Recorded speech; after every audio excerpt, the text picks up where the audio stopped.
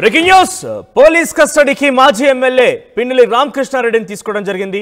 ఇక 2 రోజుల పాటు పోలీస్ కస్టడీలో పిన్నెల్లి రామకృష్ణారెడ్డి ఉండబోతున్నారు. అయితే ఆయన్ని జైల్లో మాత్రమే విచారించాల్సిందిగా కోర్టు ఆదేశించడం జరిగింది.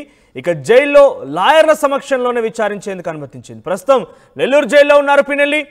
ఇక అదనపు విచారణ కోసం కస్టడీ అప్పగించాలన్నారు పోలీసులు. ఇటీవలే వైసీపీ అధినేత జగన్తో కూడా ములాఖాత్ అయ్యారు. సో మాచర్ల నియోజకవర్గ మాజీ ఎమ్మెల్యే పిన్నెల్లి రామకృష్ణారెడ్డి ఈవీఎంల ధ్వంసం కేసు కావచ్చు, ఆ తర్వాత అధికారుల యొక్క అధికారం సంబంధించి వాళ్ళని అడ్డుకోవడం కావచ్చు, వారి మీద కొంత దాడి చేసినట్టుగానే అక్కడ కేసు నమోదైంది. ఈ నేపథ్యంలో అటెంప్ట్ మర్డర్ కూడా ఆయన మీద నమోదైన పరిస్థితి కనబడింది. సో మొత్తం మీద 2 కేసులు, ఓవరాల్ 4 కేసులు ఆయన మీద. ఈ 4 కేసుల విషయంలో ఆయనకు మొదట్లో కొంత ఎన్నికల ఫలితాల కంటే ముందు కొంత ఉత్కంఠ రేపినప్పటికీ ఆయనకి బెయిల్ ఇవ్వడం జరిగింది. ఇక ఎన్నికల ఫలితాలు వచ్చిన తర్వాత తర్వాత విచారణ చేపట్టిన హైకోర్టు, ఏపీ హైకోర్టు ఆయన్ని బెయిల్ తోసిపుచ్చింది, బెయిల్ని బ్రేక్ చేసింది. దీంతో పోలీసు అరెస్ట్ చేశారు. ప్రస్తుతం ఆయన నెల్లూరు జైల్లో ఉన్నారు. ఇక పోలీస్ కస్టడీ కోరుతూ నిన్న పోలీసులు పిటిషన్ దాఖలు చేయడం జరిగింది. ఇక పోలీస్ కస్టడీకి అనుమతి ఇచ్చింది కోర్టు. కానీ 2 రోజులు ఏదైతే వాళ్ళు కోరినటువంటి వారం రోజుల కస్టడీ కోరడం జరిగింది. కానీ 2 రోజులు మాత్రం అనుమతిస్తూ కోర్టు ఉత్తర్వులు జారీ చేసింది. ఆ 2 రోజులు కూడా జైల్లో ఆయన లాయర్ సమక్షంలోనే విచారించాల్సిందిగా కోర్టు ఆదేశించింది. ఈ నేపథ్యంలో ఇక ఈ రోజు రేపు 2 రోజులు కూడా పోలీస్ కస్టడీలో పిన్నెల్లి రామకృష్ణారెడ్డి ఉండబోతున్నారు. జైల్లోనే ఆయన్ని పోలీసులు విచారించబోతున్నారు. దీనికి సంబంధించి మరింత సమాచారం ప్రతినిధి రామారావు అందిస్తారు. ఎస్ రామారావు. సో పిన్నెల్లిని పోలీసులు విచారణ నిమిత్తం కోరడం జరిగింది. విచారణ కోసం వాళ్ళు కొంత పిటిషన్ దాఖలు చేశారు కోర్టులో. ఎందుకు కోర్టు జైలు ఆవరణలోనే చేయాలంటూ ఆదేశం జారీ చేయడం జరిగింది. లాయర్ సమక్షంలో కూడా వారిని విచారించాల్సింది కోరడం జరిగింది. అప్డేట్స్ ఏంటి? మనోజ్, మాచర్ల మాజీ ఎమ్మెల్యే పిన్నెల్లి రామకృష్ణారెడ్డిని విచారణ కోసం తమ కస్టడీకి ఇవ్వాలంటూ పోలీసులు మాచర్ల కోర్టులో పిటిషన్ దాఖలు చేయడం జరిగింది. 4 రోజుల పాటు విచారణకు తమ కస్టడీకి ఇచ్చినట్లయితే విచారణ చేపట్టి ఈ కేసులో కొన్ని కీలక అంశాలకు సంబంధించి ఆయన దగ్గర నుంచి సమాచారం తీసుకోవాలి. సో ఆ సమాచారం సేకరించడంలో భాగంగా విచారణకు తమ కస్టడీకి ఇవ్వాలని పోలీసులు మాచర్ల కోర్టులో పిటిషన్ దాఖలు చేశారు. అయితే దీని మీద రాత్రి మొత్తం విచారణ జరిగింది. విచారణ తర్వాత ఫైనల్ గా మాచర్ల కోర్టు 2 రోజుల పాటు పిన్నెల్లి రామకృష్ణారెడ్డిని పోలీస్ కస్టడీకి అనుమతి ఇచ్చింది. అయితే ఇందులో కూడా కండిషన్స్ పెట్టింది. పోలీసులు అయితే మాత్రం తమ కస్టడీకి ఇవ్వాలి, తమ కస్టడీకి ఇచ్చినట్లయితే విచారణ పూర్తి స్థాయిలో విచారణ చేపట్టడానికి అవకాశం ఉందని కోరారు. అయితే పిన్నెల్లి తరపు న్యాయవాదులు అయితే మాత్రం పోలీస్ కస్టడీకి సంబంధించి విచారణకు సంబంధించి నెల్లూరు జిల్లా జైల్లోనే విచారణ జరపాలని కూడా వాళ్ళు కోరటం జరిగింది. అయితే పోలీసులు కోర్టుకు చెప్పడం జరిగింది, ఎటువంటి ఇబ్బంది లేకుండా విచారణ చేస్తాము, ఒకవేళ ఏదైనా మాచర్లకు తీసుకొచ్చినట్లయితే కొంత ఇబ్బందికరమైన పరిస్థితి వస్తుంది, అయితే క్రోసూరులో ఉంచాను, పల్నాడు జిల్లాలోనే మరో ప్రాంతంలో ఉంచి విచారణ చేస్తామని చెప్పినప్పటికీ కూడా మాచర్ల మాజీ ఎమ్మెల్యే పిన్నెల్లి రామకృష్ణారెడ్డి తరపు న్యాయవాదులు అభ్యంతరం వ్యక్తం చేయడం జరిగింది. పోలీసులు విచారించుకోవాలంటే ఎక్కడైనా విచారించుకోవచ్చు, వాళ్ళ కస్టడీలోకి తీసుకొని విచారించాల్సిన పరిస్థితి అయితే లేదు. సో నెల్లూరు జిల్లా జైల్లో విచారణకు అనుమతించాలని పిన్నెల్లి తరపు న్యాయవాదులు కోరటం జరిగింది. దీంతో 2 వైపుల వాదనలో ఉన్నటువంటి జడ్జి 2 రోజుల పాటు పోలీస్ కస్టడీకి, పోలీసులు 4 రోజులు కోరితే 2 రోజులు పోలీస్ కస్టడీకి అనుమతించారు. 8, 9 తేదీల్లో ఈ 2 రోజులు పిన్నెల్లి రామకృష్ణారెడ్డిని విచారించుకోవడానికి కోర్టు అనుమతించింది. అయితే ఈ 2 రోజులు కూడా పిన్నెల్లి తరపు న్యాయవాదులు కూడా అక్కడ ఉంటారు. సో వాటితో పాటు వెబ్ కాస్టింగ్ తో, ఎందుకంటే పిన్నెల్లి రామకృష్ణారెడ్డిని విచారించేది మొత్తం వెబ్ కాస్టింగ్ లో రికార్డు చేయాలని కూడా ఆదేశాలు జారీ చేయడం జరిగింది. సో మొత్తం మీద అయితే మాత్రం మాచర్లో పోలింగ్ రోజు, పోలింగ్ తర్వాత జరిగినటువంటి ఘటనలు ఏదైతే ఉన్నాయో దేశంలో సంచలనం సృష్టించినటువంటి ఏదైతే ఈవీఎం రామారావు ప్రస్తుతం పిన్నెల్లి మీద 4 కేసులు ఉన్నాయి సుమారుగా. ఒకటి మహిళ మీద దుర్భాషలాడిన కేసు కావచ్చు, సిఐపై హత్యాయత్నం కేసు కావచ్చు, మరొకటి అక్కడ టీడీపీ ఏజెంట్ ని హత్య చేసేందుకు ప్రయత్నించాడు, ఆ వైసీపీ కార్యకర్తలు రెచ్చగొడడం అనే కేసు కావచ్చు, ఈవీఎం ధ్వంసం కేసు. సో 4 కేసుల్లో ఎటువంటి విచారణ పోలీసు అధికారులు చేపట్టబోతున్నారు? సో ఖచ్చితంగా ఈ 4 కేసులకు సంబంధించి ఈవీఎం ధ్వంసం కావచ్చు, అలాగే అక్కడ ఈవీఎం ధ్వంసం చేసిన సమయంలో అడ్డుకున్నటువంటి టీడీపీ ఏజెంట్ నంబూరు శేషగిరిరావుని బెదిరించడం కావచ్చు, అలాగే మహిళను బెదిరించడం తుమ్మూరుకోట్లు, దాంతో పాటు కారంపూడి సిఐ నారాయణ స్వామిని మీద దాడి. సో ఈ 4కి సంబంధించి కూడా పోలీసులు పిన్నెల్లి రామకృష్ణారెడ్డిని ప్రశ్నించనున్నారు.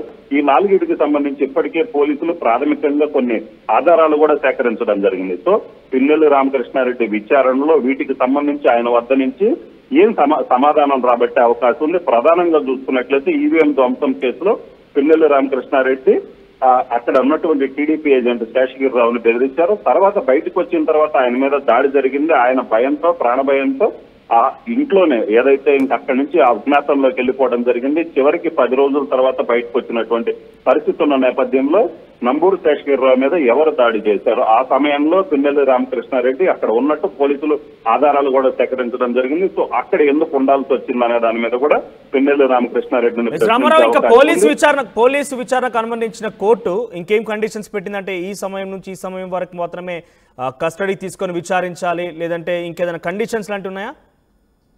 ఖచ్చితంగా పిన్నెల్లి రామకృష్ణారెడ్డిని కోర్టులోనే ఏదైతే కోర్టు కొన్ని కండిషన్స్ తోనే అనుమతించింది విచారణకు సంబంధించి. ఆయన న్యాయవాదుల సమక్షంలోనే విచారించాలని చెప్పడం జరిగింది. దీంతో పాటు పిన్నెల్లి రామకృష్ణారెడ్డి విచారణ మొత్తాన్ని వెబ్కాస్టింగ్ లో రికార్డ్ చేయాలని కూడా సో నిర్ణయించడం ఏదైతే ఆదేశాలు జారీ చేయడం జరిగింది. పైగా 10 గంటల కాడి నుంచి 5 గంటల లోపు మాత్రమే విచారించాలని కూడా చెప్పడం జరిగింది. సో వీటన్నిటికి సంబంధించి కొన్ని షరతులు అయితే, ఎందుకంటే ఆ సమయంలోనే విచారించాలి, న్యాయవాదుల సమక్షంలోనే విచారించాలని కూడా చెప్పడం జరిగింది. వీటన్నిటికీ సంబంధించి కూడా 2 రోజులు సమయం అయితే సరిపోదు, 4 రోజులు సమయం కావాలని కోరినప్పటికీ కూడా కోర్టు 2 రోజులు మాత్రమే విచారణకు అనుమతించినటువంటి పరిస్థితి ఉంది. సో ఈ 2 రోజుల్లో పిన్నెల్లి రామకృష్ణారెడ్డి దగ్గర నుంచి వీలైనంత వరకు ఎక్కువ సమాచారాన్ని, ఈ కేసుకు సంబంధించి కొన్ని కీలక ఆధారాలు కూడా పోలీసు వారితో ఉన్నటువంటి పరిస్థితి ఉంది. సెల్ టవర్ డేటా ప్రధానంగా చూసుకున్నట్లయితే ఈ సెల్ టవర్ డేటా ఆధారంగానే పిన్నెల్లి రామకృష్ణారెడ్డిని ప్రశ్నించనున్నారు. ఎందుకంటే కారంపూడిలో గొడవ జరిగినప్పుడు భారీ స్థాయిలో 200 నుంచి 300 మంది దాకా కర్రలు, రాడ్లు పట్టుకొని స్వైర విహారం చేశారు, టీడీపీ కార్యాలయం ధ్వంసం చేశారు, అలాగనే కారంపూడి సిఐ నారాయణ స్వామి మీద దాడి చేయడం జరిగింది. సో వీటికి సంబంధించినటువంటి వీడియో కాల్స్, వీడియోస్ అనేది ఉన్నది. సో ఈ డేటా ఆధారంగా ప్రశ్నించనున్నారు.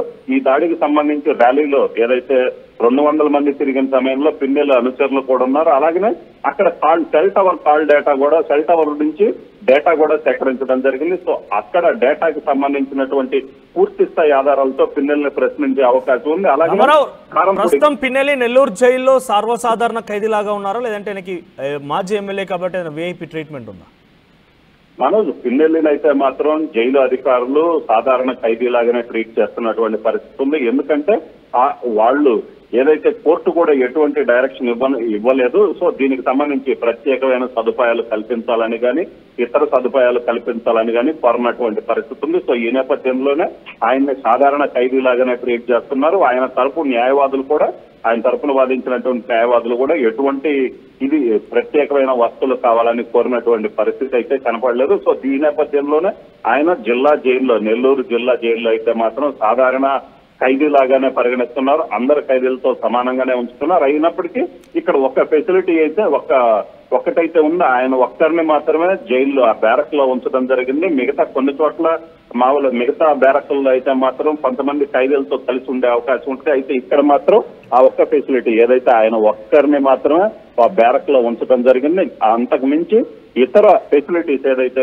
ఆయన కావాలని వాళ్ళు పిన్నెల్లి తరపు న్యాయవాదులు కోరినటువంటి పరిస్థితి ఉన్న నేపథ్యంలో జిల్లా జైల్లో మాత్రం ఆయన్ని ఒక సాధారణ ఖైదీలాగానే ట్రీట్ చేస్తున్నటువంటి పరిస్థితి ఉంది. మనోజ్, రైట్ రామారావు, ఇక పిన్నెల్లి రామకృష్ణారెడ్డిని పోలీస్ అధికారులు కస్టడీ తీసుకోబోతున్నారు. లాయర్ల సమక్షంలోనే ఆయన నెల్లూరు జైల్లోనే విచారించే అవకాశం కనబడుతోంది. సుమారుగా 4 కేసుల విషయంలో ప్రస్తుతం ఆయన జైలు జీవితం గడుపుతున్నారు. ఈవీఎంల ధ్వంసం కేసు విషయం కావచ్చు, మహిళపై దుర్భాషణ కేసు కావచ్చు, టీడీపీ ఏజెంట్ పైన కూడా తాను హత్యాయత్నానికి ప్రయత్నం చేశాడు, అక్కడ తన కార్యకర్తల ప్రోద్బలంతో తన మీద దాడికి ప్రయత్నం చేశాడన్న కేసు కావచ్చు.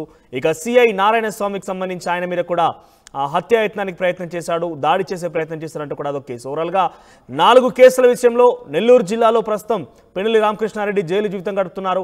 ఈ నేపథ్యంలోనే పోలీసులు ఆయనకి కస్టడీ కోవడం జరిగింది విచారించేందుకు. ఇక కోర్టు అనుమతిస్తూ కస్టడీని పోలీసు అధికారులకు గ్రాంట్ చేసింది. ఇక ఈ నేపథ్యంలోనే ఈ రోజు 2 రోజుల పాటు కస్టడీ ఉండబోతోంది. ఈ రోజు రేపు 2 రోజులు కూడా.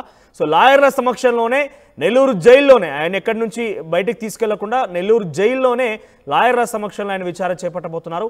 సో ఎటువంటి అంశాలు ఆయన నుంచి రాబట్టబోతున్నారు, ముఖ్యంగా కారంపూడి ఘటనకు సంబంధించి సెల్ టవర్ ఆధారంగా ఆయన అక్కడ ఉన్నారా లేదా అనే విషయాన్ని ఎవరైతే మాజీ ముఖ్యమంత్రి జగన్మోహన్ రెడ్డి లేవనెత్తడం జరిగిందో ఆ విషయాలన్నీ కూడా పెద్ద ఎత్తున కొంత విచారణ జరిపే అవకాశం కనబడుతోంది. సో చూద్దాం మరి ఏం జరగబోతోంది, విచారణలో పిన్నెల్లి ఏ రకంగా సహకరించబోతున్నారు. సో చాలా క్లియర్గా ఈవీఎంలకు సంబంధించిన ధ్వంసం కేసు కావచ్చు, అక్కడ కారంపూడి ఘటనకు సంబంధించి కేసు కావచ్చు, రెండు కూడా చాలా క్లియర్గా వీడియో ఆడియో ఫుటేజ్లు అన్ని ఆధారాలు కూడా పోలీసుల దగ్గర ఉన్నప్పటికీ పిన్నెల్లి ఎటువంటి సమాధానాలు చెప్తారో మాత్రం చూడాల్సిన అవసరం అయితే ఉంది.